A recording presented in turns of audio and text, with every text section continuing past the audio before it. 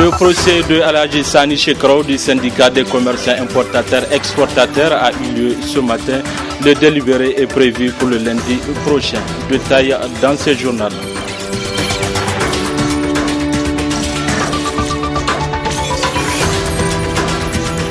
400 millions de francs CFA sur le montant total injecté pour la construction d'une cité dénommée Al-Heri, une donation de la communauté musulmane de Qatar à l'intention de la population vulnérable. » Détail également dans ce journal-là. Mardi 17 janvier 2017, Monsieur Damba, bonjour et bienvenue à ces 19h45 de la télévision Labari. C'est un des titres de cette édition. Le président du syndicat des commerçants importateurs, exportateurs et grossistes du Niger, Alhaji Sani Shekarou, était face au juge du tribunal des grandes instances hors classe de Niamey. Il est poursuivi d'attroupement non armé suivi de faits. Les commerçants, les acteurs de la société civile, les parents ainsi que les connaissances, ils étaient nombreux qui ont fait le déplacement du palais de la justice. Le compte rendu de Hassan Saleh Moustapha et Sadou Doumi. C'est un procès qui a duré une demi-journée, procès au cours duquel le président de séance et son équipe ont écouté une vingtaine de témoins. Après les plaidoiries, le président a annoncé le verdict pour le lundi 23 janvier prochain. Les camarades de lutte de l'accusé se disent confiants. J'ai remercié le tribunal et j'ai vu un juge vraiment qui a pris tout son temps pour écouter les témoins à charge et les témoins en charge. Donc vraiment, nous faisons, comme je l'ai dit la fois dernière, nous faisons confiance à la justice nigérienne. Vous voyez, ça fait depuis 10 heures que nous sommes là. Et c'est maintenant que le procès vient de se terminer et que le délibéré est prévu pour le lundi. Inch'Allah, nous ferons confiance à la justice et nous referons confiance à la justice nigérienne. Nous fondons l'espoir et Inch'Allah, comme je l'ai dit, nous comptons vraiment sur la justice nigérienne et nous avons foi à la justice nigérienne. Et nous allons toujours le soutenir. Vous voyez, depuis ce matin, nous étions là. Jusqu'à l'ensemble des commerçants. Ce n'est pas seulement les commerçants du grand marché, comme on peut penser, ce n'est pas seulement les déguerpis. Il y a l'ensemble des commerçants des différents quartiers de Niamey qui sont venus.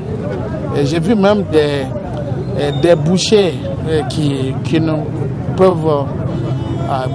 qui sont en train même ils ont voulu pleurer. Je les ai dit non, il n'y a pas de problème. Nous faisons confiance à la justice nigérienne et ça ira, Inch'Allah.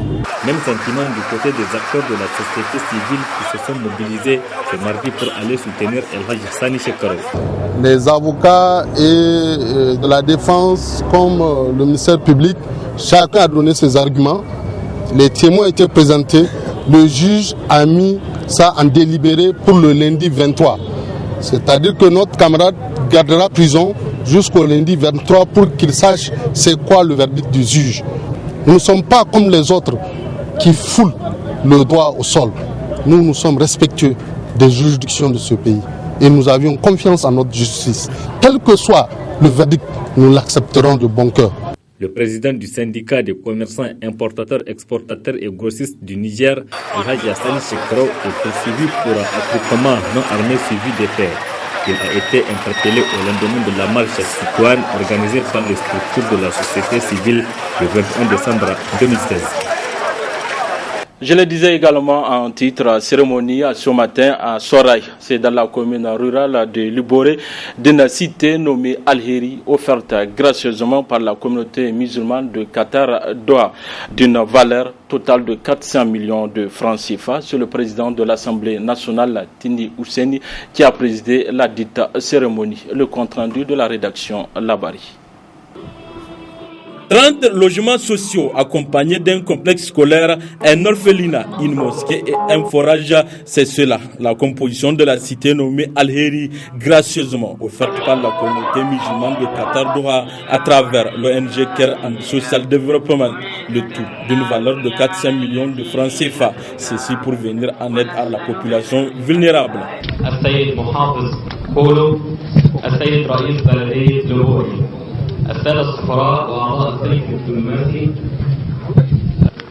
Soyez les bienvenus pour la cérémonie d'inauguration de la cité Al-Heri que nos frères musulmans de bienfaisance ont construit pour les familles vulnérables et des orphelins du Niger. Ce projet a été élaboré par l'ONG Care and Social Development avec la coopération du gouvernement du Niger. Avec la coopération du gouvernement du Niger, qui est un espoir additif du programme de la lutte contre le chômage, la pauvreté, auquel prônent les autorités en place. L'ONG Care and Social Development est un affilié des rames internationales de Koweït. Elle exerce ses activités au Niger depuis 2009. En 2016 seulement, le volume de financement est estimé à 1,623,247,801 francs CFA. Une initiative saluée par le ministre du Développement communautaire qui en appelle à d'autres structures non gouvernementales à soutenir l'effort du gouvernement dans le cadre de l'amélioration des conditions de la population vulnérable. Au Niger, les organisations non gouvernementales et associations de développement qui constituent un mouvement auquel appartient l'ONG Care and Social Development Organization, sont depuis de longues années des partenaires notables de l'État et des communautés nationales en matière d'appui au développement. En effet, il n'est point besoin de le démontrer que leur engagement aux côtés de l'État dans divers domaines de la vie socio-économique date non seulement de longtemps, mais aussi continue à se diversifier et à s'intensifier, confortant ainsi leur positionnement dans le rôle d'acteur majeur de développement. Coupure du ruban, remise des clés de la cité et une visite guidée ont sanctionné la fin de cette cérémonie inaugurale. Le quartier Sarikoubou, 6 au 4e arrondissement communal de Niamey, a servi de cadre hier au lancement des travaux de construction de 13 casernes des sapeurs-pompiers dans 4 régions du pays. Cette initiative du projet de gestion de risque des catastrophes de développement urbain vise à désenclaver les localités bénéficiaires de ces travaux. Le résumé de cette cérémonie avec Adam Soumana et Aboubakar Souley. Cette cérémonie restera longtemps gravée dans les mémoires des habitants du quartier Sarikoubou du 4e arrondissement de la capitale, mais aussi et surtout dans celle des éléments des sapeurs-pompiers nigériens. Et pour cause, elle marque le lancement officiel des travaux de construction des casernes des sapeurs-pompiers. Une initiative du projet de gestion des risques de catastrophes et de développement urbain qui vise à désenclaver le 10 arrondissement communal de Niamey et au-delà d'autres localités du pays. Prenant la parole à cette occasion, le directeur général de la protection civile s'est réjoui de voir un de leurs rêves de près de 2 décennies se réaliser, permettant ainsi d'améliorer davantage les prestations des sapeurs-pompiers. C'est un changement de satisfaction et perspective future pour la population, mais surtout pour les sapeurs-pompiers de la ville de Niamey, notamment le 8e groupement qui va avoir dans quelques mois sa 5e caserne. La satisfaction aussi que nous sommes sur ces lieux, c'est un symbole parce qu'il symbolise, si vous voulez, la mise en construction sur 13 sites sur fonds de l'État mobilisés dans le cadre du PGRC au profit de la protection civile en général, mais plus particulièrement au profit du groupement national sapeurs-pompiers du Niger. Je lancerai aussi à la population, mais principalement aux maires de la commune 4 bénéficiaires, en particulier sur la nécessité de prendre en compte le problème de l'accessibilité. La construction de ces sites, c'est un fait. Et la mise en place de 2 engins, notamment un engin incendie et une ambulance neuve acquise dans le cadre du PGRC, c'est aussi un fait. Mais il faudrait que ces engins puissent arriver à temps. Le PGRC-2I, qui est structuré en 4 composantes, a été sommairement présenté à l'assistance par son coordonnateur national avant de s'appesantir sur l'objet de la présente rencontre. La cérémonie qui nous réunit ce matin consacre le lancement des travaux de construction de 13 casernes de sapeurs-pompiers réparties dans 4 régions. La région de Difa, 3 compagnies d'incendie et de secours à Difa, Maïné et Ningimi, pour un montant de 301 254 354 francs CFA. Pour la région de Dosso, 3 compagnies d'incendie et de secours à Dogondouti, à Gaïa et à Loga, pour un montant de 256 483 321 francs CFA. Pour la région de Niamey, une compagnie régionale d'incendie et de secours et le Centre national de gestion des catastrophes pour un montant de 215 918 515 francs. Pour la région de Tilaberi, 5 compagnies d'incendie et de secours à Filengue, à Walam, à Tira, à Kolo et à Saï pour un montant de 442 962 179 francs CFA. Coût total de ces travaux de construction de 13 casernes s'élève ainsi à 1 216 618 369 francs CFA. Il me plaît de rappeler qu'à cette date, les investissements réalisés au profit de la Direction générale de la protection civile par le projet de gestion des risques de catastrophes et de développement urbain se chiffrent à 3 599 719 507 francs CFA. S'en est suivi la pose de la première pierre par le secrétaire général du ministère de l'Intérieur Alassane Cheiboun, marquant le début des travaux pour lesquels un délai de 6 mois a été accordé à l'entreprise chargée de l'exécution des travaux de cette construction de caserne pour les sapeurs-pompiers. Et l'entrepreneur, quant à lui, donne 4 mois pour la réception des bâtiments. Le projet de gestion des risques de catastrophes et de développement urbain est bien fait pour l'épanouissement des populations nigériennes. L'école de comptabilité, communication, d'administration et de management ECAM a débuté hier matin les examens du premier semestre. Un examen qui vise à améliorer le niveau des étudiants. Le compte rendu de Asma Sedou et Chebou Guisso.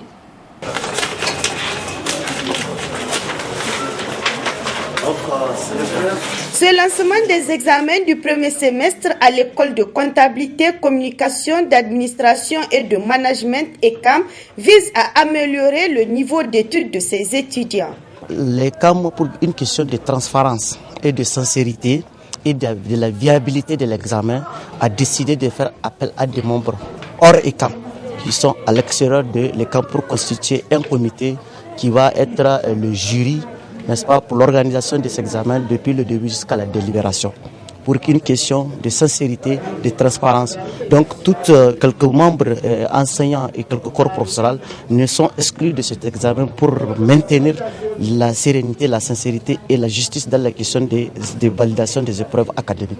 Des examens surveillés par des enseignants étrangers à l'école. L'administration de ECAM est en train de mettre tous les moyens en œuvre pour améliorer la qualité de la formation de ses étudiants. Et vous savez que la qualité d'une formation dans un institut professionnel comme celui-là passe aussi nécessairement par les conditions qu'il faut réunir pour organiser les évaluations de fin de semestre. C'est dans ce cadre que nous sommes là. L'administration de ECAM a fait appel à des éléments extérieurs pour organiser des éléments neutres, des éléments extérieurs pour organiser l'examen de fin de semestre à leurs étudiants. Débuté avec les épreuves de français, les étudiants sortent optimistes et trouvent abordables les premiers sujets proposés. On a commencé par l'épreuve de français. Le sujet était vraiment abordable.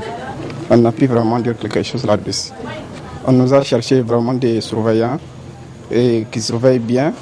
On nous a distribué les copies dans une bonne condition. Et l'organisation, vraiment, ça a été impeccable parce que l'administration a vraiment contribué et aussi les membres du bureau du comité exécutif ont vraiment apporté leur contribution au niveau de l'élaboration et de la mise en œuvre vraiment de l'examen. Et aussi les examens de ce matin, vraiment de 8h à 10h, c'était l'épreuve de français. Vraiment, ça a été bien dans l'ensemble et on souhaite que vraiment tous les autres épreuves seront aussi idéales. Une fois terminées, ces épreuves seront corrigées dans l'enceinte de l'école pour éviter toute fraude durant tous les processus. La salle de banquet de la primature a servi de cadre ce matin à un atelier de vulgarisation de la stratégie nationale de réduction des risques de catastrophe. Cette stratégie quinquennale est coordonnée par la plateforme nationale pour la réduction des risques de catastrophe. Le point de cette rencontre avec Adam Soumana et Ibrahim Abdou. Les acteurs des structures concernées par les questions de réduction des risques de catastrophe se retrouvent à travers ce cadre d'échange en vue de vulgariser la stratégie nationale relative à cette problématique. Une stratégie qui se veut une réponse du Niger aux catastrophes adoptées en avril 2016. Procédant à l'ouverture des travaux de cet atelier, le ministre de l'Action humanitaire et de gestion des catastrophes a fait cas des risques de catastrophes et leurs impacts au Niger, mais aussi les réponses apportées par le pays pour la réduction des dits risques.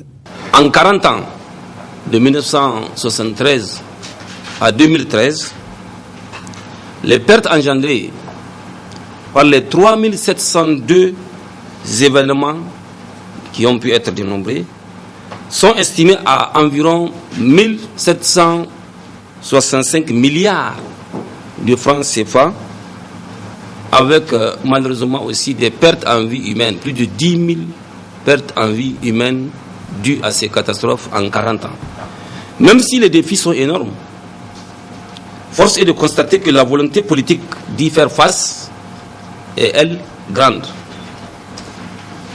Ainsi, au niveau stratégique, nous avons le programme de l'initiative 3N. Les Nigériens nourrissent les Nigériens.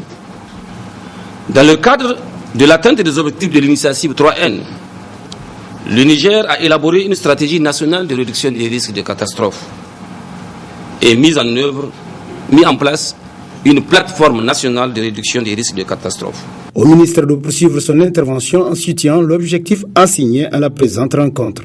L'atelier qui nous réunit aujourd'hui, comme vous le constatez, s'inscrit dans le cadre de l'internalisation de cette stratégie nationale et de son plan d'action avant leur adoption. Il s'inscrit aussi dans la dynamique sous-régionale, régionale et mondiale en matière de réduction des risques de catastrophes.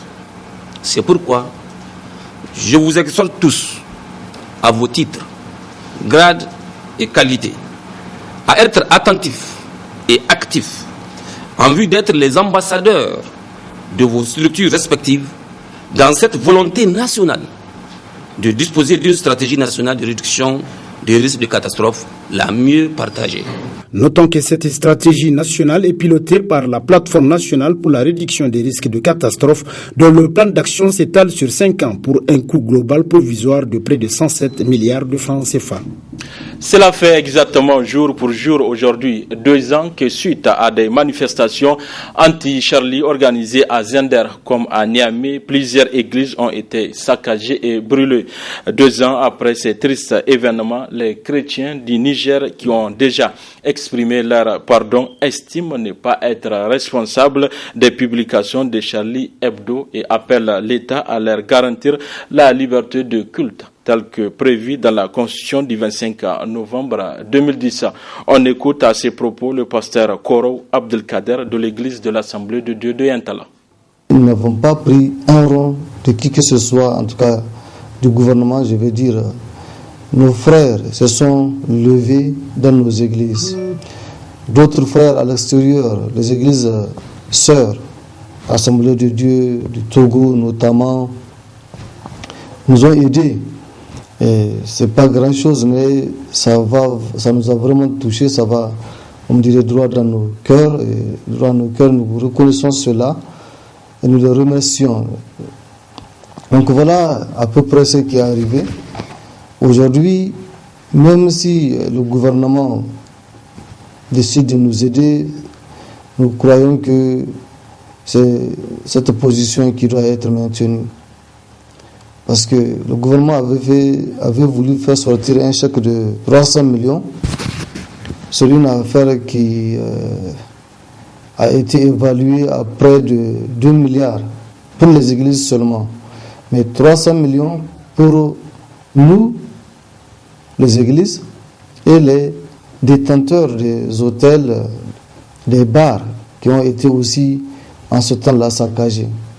Vous comprenez que 300 millions, Ce n'est rien, c'est vrai, c'est une aide, c'est un apport, mais ce n'est pas ça qui nous a empêché de prendre. Ce qui nous a empêché de prendre cela, c'est que nous nous sommes trouvés en conflit avec une autre couche sociale, c'est-à-dire les hôteliers.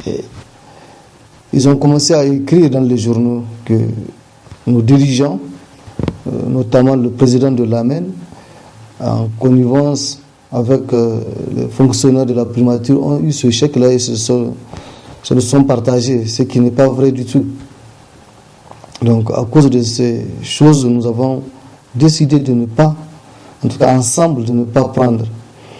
Mais ce que nous avons dit dans la déclaration, c'est que individuellement, chaque personne, chaque église touchée peut aller porter plainte.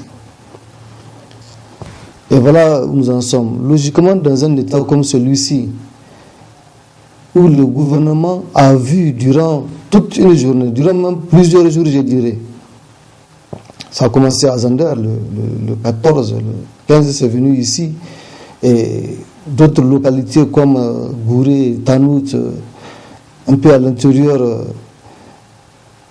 ça a été vraiment de la destruction. À Zander, quelque chose, peut-être l'armée et les forces de défense se sont levées pour contrecarrer. Mais à Niamey, tout le monde a vu ce qui s'est passé, rien ne s'est passé.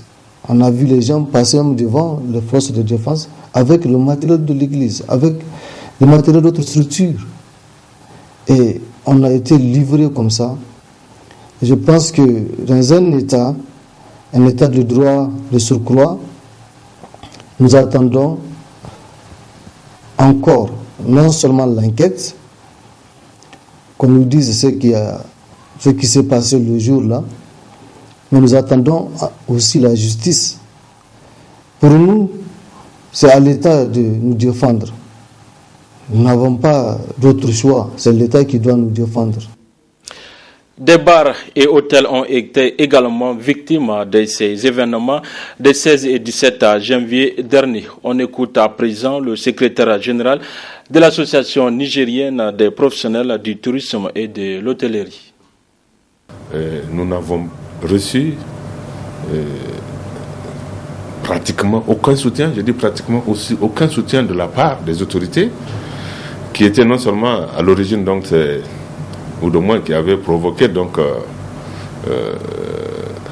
ou du moins dont l'action avait provoqué donc ces actions, mais nous n'avons reçu donc aucune protection d'avoir l'occasion de ces événements, mais nous n'avons pas aussi reçu de soutien après ces événements, parce que tout simplement et en faisant un certain nombre de démarches au niveau donc des autorités aussi bien administratives que politiques, nous n'avons pas reçu donc des oreilles attentives et donc c'est vraiment un sentiment de déception, parce que comme vous savez, à l'occasion des événements, plus de 54 donc établissements touristiques et parasitiques avaient été touchés. Et les dégâts occasionnés avaient été donc chiffrés à près de 2 milliards de francs CFA. Voilà où on en est. Et à ce jour, personne n'a perçu quoi que ce soit de la part de l'État, en termes d'appui ou en termes de dédommagement. C'est arrivé, ça a surpris tout le monde, n'est-ce pas? Mais l'État ne doit pas se dérober, n'est-ce pas, dans son rôle régalien d'assurer la protection des biens et des personnes. Et je pense que nous devrions prendre des leçons sur ce qui s'est passé, n'est-ce pas, pour prendre un certain nombre donc, de mesures, aussi bien individuelles que collectives, pour que plus jamais ça au Niger.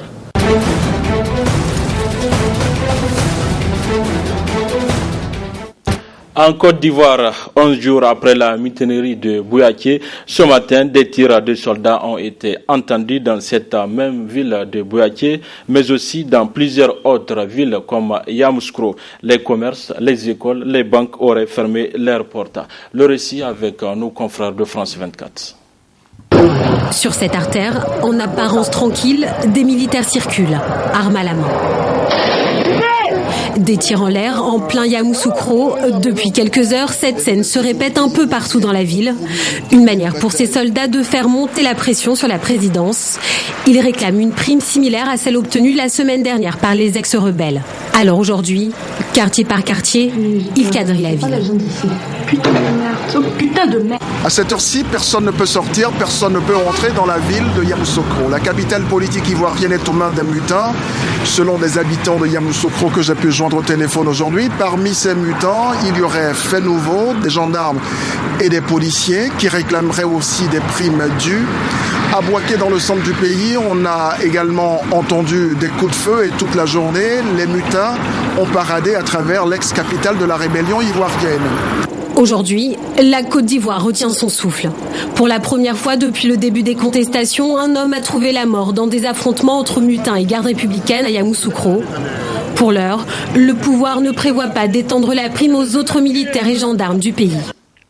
Un divorce qui s'annonce plutôt dur. 7 mois après le référendum sur le Brexit, la chef du gouvernement britannique a dévoilé comme prévu ses priorités pour organiser cette sortie du Royaume-Uni de l'Union européenne. Nos confrères de France 24 nous précisent ce qu'il faut retenir de ce divorce. Quelle suite au non retentissant des Britanniques à l'Union européenne en juin dernier. Le discours de Theresa May était très attendu. Il fera date. Le Royaume-Uni se dirige vers une rupture claire et nette avec l'UE. Je veux être très clair. Ce que je propose ne peut pas signifier une appartenance au marché unique.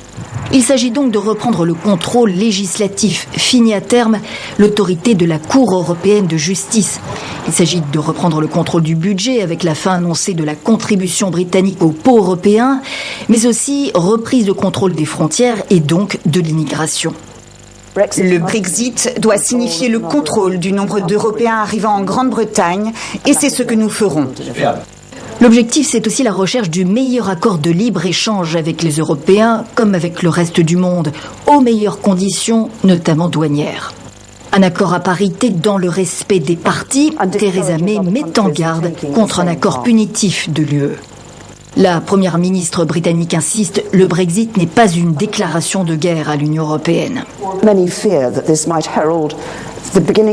Nombreux sont ceux qui redoutent un détricotage de l'Union européenne, mais l'intérêt de la Grande-Bretagne est que l'Union européenne réussisse. L'accord final sera soumis au vote des 2 chambres du Parlement à terme, mais quand? La première ministre n'a rien dévoilé du calendrier car elle ne le maîtrise pas elle-même. C'est avant fin mars en principe que doit être déclenché l'article 50, signal du début des négociations officielles sur le Brexit. Voilà, messieurs, dames, c'est tout pour ces 19h45 de la télévision Labari. Merci à vous de l'avoir suivi. Au revoir.